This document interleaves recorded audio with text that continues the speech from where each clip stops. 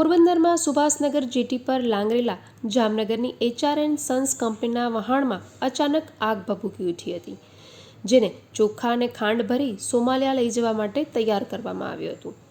આગ લાગ્યાની જાણ થતાં જ તાત્કાલિક ફાયર વિભાગે ઘટના સ્થળે પહોંચી આગ પર કાબૂ મેળવવાના પ્રયાસો હાથ ધર્યા. છતાં આગ વિકરાળ સ્વરૂપ ધારણ કરતા જેટી અને આસપાસના વિસ્તારમાં નુકસાન ન થાય માટે વહાણને દરિયાના મધ્ય ભાગમાં લઈ જવાયું હતું.